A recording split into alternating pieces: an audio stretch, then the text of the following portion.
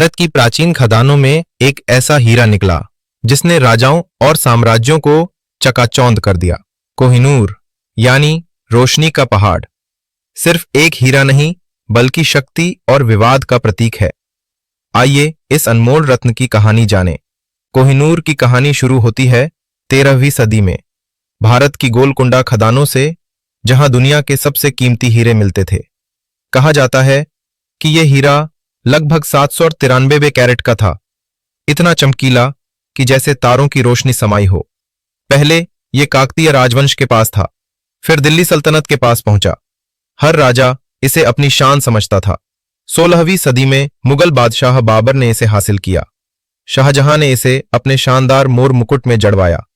लेकिन कोहिनूर की चमक ने लालच भी जगाया और इसकी कहानी में युद्ध शुरू हुए। 1729 में फारस के नादिर शाह ने दिल्ली पर हमला किया और मुगल खजाना लूट लिया।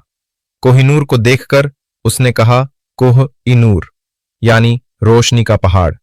लेकिन नादिर की हत्या के बाद यह हीरा अफगानिस्तान के दुर्रानी वंश के पास चला गया। 1813 में पंजाब के शेर महाराजा रंजीत सिंह ने कोहिनूर हासिल किया। उन्होंने इसे अपनी शक्ति का प्रतीक बनाया। लेकिन कहा जाता है कि कोहिनूर पुरुषों के लिए अभिशाप लाता है। जल्द ही सिख साम्राज्य को ब्रिटिश ईस्ट इंडिया कंपनी से खतरा हुआ। 1849 में ब्रिटिश ने सिखों को हराकर पंजाब पर कब्जा कर लिया। 10 साल के महाराजा दलीप सिंह को मजबूरन कोहिनूर रानी विक्टोरिया को सौंपना पड़ा। 1850 में यह हीरा इंग्लैंड पहुंचा। रानी विक्टोरिया कोहिनूर से मोहित थीं, लेकिन इसकी चमक कम लगी। 1852 में इसे दोबारा काटा गया, जिससे इसका वजन 105.6 कैरेट हो गया। यह अब और चमकदार था, लेकिन इसकी ऐतिहासिक भव्यता कम हो गई। बाद में इसे ब्रिटिश ताज के गहनों में जड़ा गया।